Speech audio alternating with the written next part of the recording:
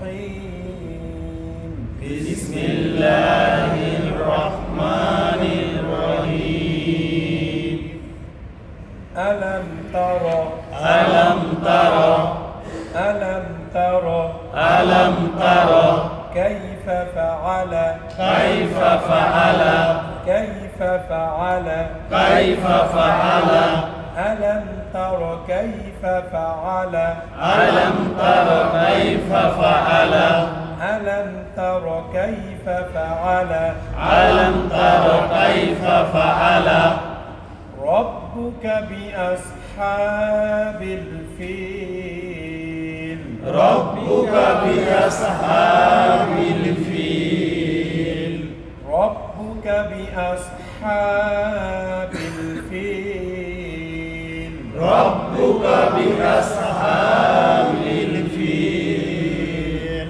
ألم يجعل كيدهم ألم يجعل كيدهم ألم يجعل كيدهم ألم يجعل كيدهم في تضليل في تضليل ألم يجعل كيدهم في تضليل ألم يجعل كيدهم في تضليل وأرسل عليهم وأرسل عليهم وأرسل عليهم وأرسل عليهم طيرا أبابيل طيرا أبابيل وأرسل عليهم طيرا أبابيل وأرسل عليهم طيرا أبابيل ترميهم بحجارة ترميهم بحجارة ترميهم بحجارة ترميهم بحجارة من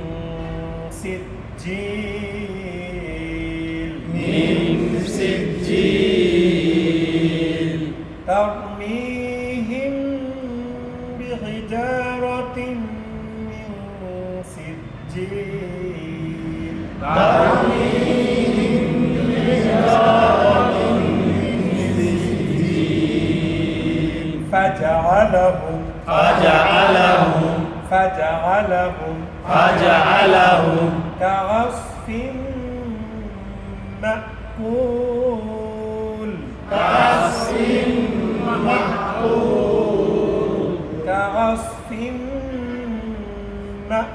مأكول كعصف مأكول صدق الله صدق الله العظيم হলে কোরআন মাঝি শিখতে হলে পাঁচটি বিষয় জানতে হয় পাঁচটি বিষয় জানতে হয় কোরআন মাজিদ শিখিতে হলে কোরআন মাঝি শিখতে হলে কয়টি বিষয় জানতে হয় পাঁচটি বিষয় জানতে হয় অক্ষর পরিচয় অক্ষর পরিচয় হারকাত ও তানবিন হারকাত ও তানবিন সুকুন ও তাসদীদ তাহারে কয় সুকুন ও তাসদীদ তাহারে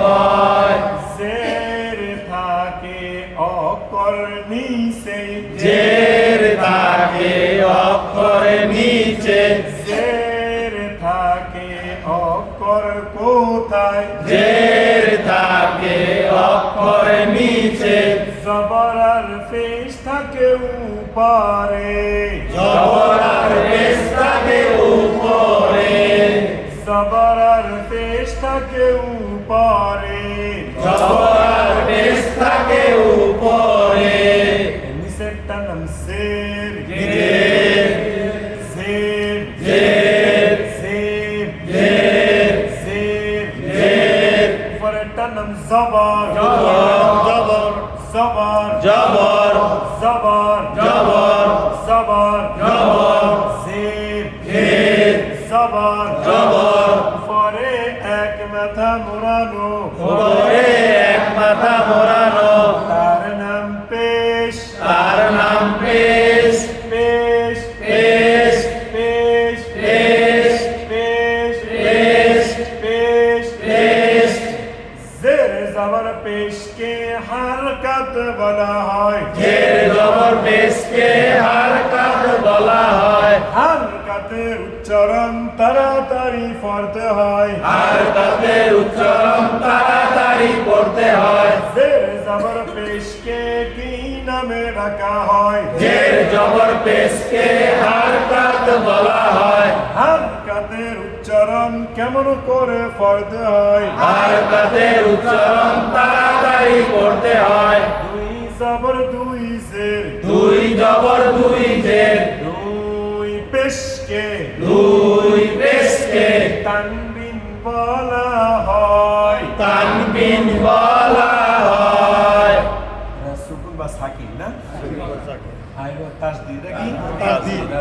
নুন সাকিন দুই প্রকার নুন সাকিন দুই প্রকার নুন সাকিন দেখলে কি নুন সাকিন নুন সাকিন দুই প্রকার নুন সাকিন দুই প্রকার এক নাম্বার প্রকাশ্য নুন সাকিন এক নাম্বার প্রকাশ নুন সাকিন দুই নাম্বার তানবিনের ভিতরে দুই নাম্বার তামিমের ভিতরে লুকানো নুন সাকিন লুকানো নুন সাকিন জবর যদি দুইটি হয় জবর যদি দুইটি হয় একটি হলো নুন সাকিন একটি হলো নুন সাকিন জের যদি দুইটি হয় জের যদি দুইটি হয় একটি হলো নুন সাকিন একটি হলো নুন সাকিন পেশ যদি দুইটি হয় পেশ যদি দুইটি হয় একটি হলো কি সাকিন একটি হলো নুন সাকিন তার দুই জবর দুই যে দুই পেশির ভিতরে কি থাকে লুকানো নুন সাকিন।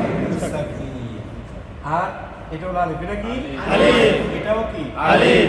আলিফটার রূপ দুইটা কয়টা দুইটা। তাহলে সোজা লম্বা আর লম্বা এসে নিচের মাত্রা ডান দিকে। ডান দিকে। আলিফের উপর নিচে হলো কিছু থাকবে এটাকে কি বলে হামজা। হামজা কি বলে হামজা। হামজা তো কেমন করে পড়তে হয় শক্ত করে পড়তে হয়।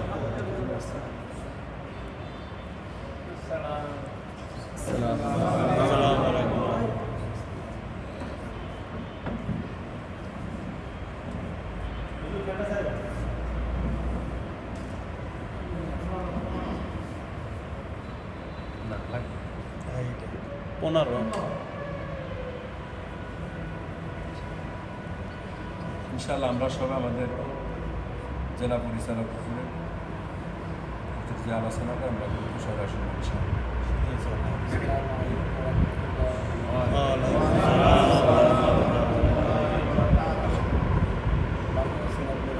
আলহামদুলিল্লাহ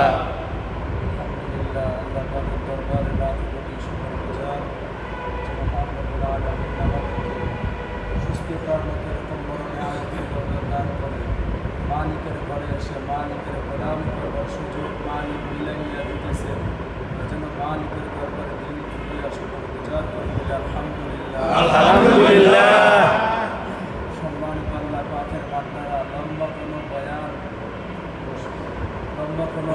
আর লম্বা কোনো আলোচনা এখানে হবে না কারণ দুনিয়ার জিন্দগিতে আলোচনা আর বয়ান সবাই বুঝে শুধু অভাব হইল মানা এবং আমলে ঠিক না ব্যাঠে জানার কোনো কমতি নাই যত কমতি শুধু মানার মসজিদের খতিব যে ভরপুর আলোচনা রাখে কতটুক মানুষ মানলে আর বয়ান শোনার প্রয়োজনই হবে না ঠিক না ব্যাঠে এই জন্য আমি কোনো লম্বা আলোচনা আপনাদের এখানে শোনাবো না কারণ হলো দুইটা সর্বপ্রথম কারণ হলো অনেক ব্যবসায়িক ভাইয়েরা এখানে উপস্থিত ব্যবসার প্রতিষ্ঠান ফালায়া থুয়া আল্লাহ পাকের কালামের দামি মনে করে কোরআনের মজলিসে যারা বসলেন আল্লাহ পাক যেন এই গুণের বরকতে আপনাদের চেহারা কালাও দুনিয়া আখিরাতের সামনে ইজ্জতের সাথে আল্লাহ কবুল করেন অনেক চাকরিজীবী ভাইয়েরা সারাটা দিন ব্যবসা বাণিজ্য চাকরি বাকরি নিয়ে আমরা ব্যস্ত থাকি, ঠিক না? এই ক্লান্ত শরীর নিয়ে কিন্তু আবার এখানে বসতেছি। এই জন্য কোরআন শিক্ষার মজলিসে যে বসতেছি তাতে খুশি না বেজার? আল্লাহর দেওয়া জবান দিয়ে আল্লাহ পাকের পবিত্র কালাম পড়বার একটা সুযোগ পাইলাম, পড়তে পারতেছি, তাতে আমাদের দিনের ভিতরে ভালো লাগে, সবার মনের ভিতরে ভালো লাগে। আল্লাহ জাল্লার অন্তর যেটাকে বলা হয়, সে অন্তরে একটা তৃপ্তি লাগতেছে কিনা? প্রশ্ন হতে পারে, হুজুর ভালো লাগে কিনা এই কথা কেন জানতে চাইলেন? আমরা খুশি না বাজার এটাও বা কেন আপনি জানতে চাইলেন? সাহাবারা জিজ্ঞাসা করছেন, ইয়া রাসূলুল্লাহ, ইয়া হাবিবাল্লাহ, হুজুর আমরা কাহারা মুমিন আর কাহারা বেঈমান এটা কি দুনিয়ার জিন্দেগিতে আমরা বুঝতে পারবো? তখন রাসূল বলেন, হ্যাঁ সাহাবা, কে মুমিন আর কে বেঈমান এটার বোঝার ক্ষমতা দিয়েই আল্লাহ মানুষ জাতিকে সৃষ্টি করছেন। বলেন না সুবহানাল্লাহ। এইভাবে বুঝবো। সাহাবারা আওয়াজ দিচ্ছেন, ইয়া রাসূলুল্লাহ, ইয়া হাবিবাল্লাহ, হুজুর আমরা কিভাবে বুঝবো? তখন রাসূল আওয়াজ দিচ্ছেন, ক্বালা ইযা সাররাতকা হাসানাতুকা ওয়া সাআতকা সাইয়্যাতুকা ফাআনতা মুমিন।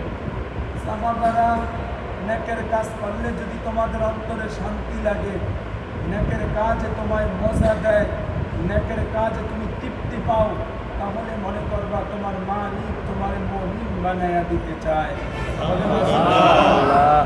আর যখন নেকের কাজ তুমি মজা পাবা না, তৃপ্তি পাবা না, তাহলে মনে করবা প্রকৃত মুমিন তুমি হতে পারো না।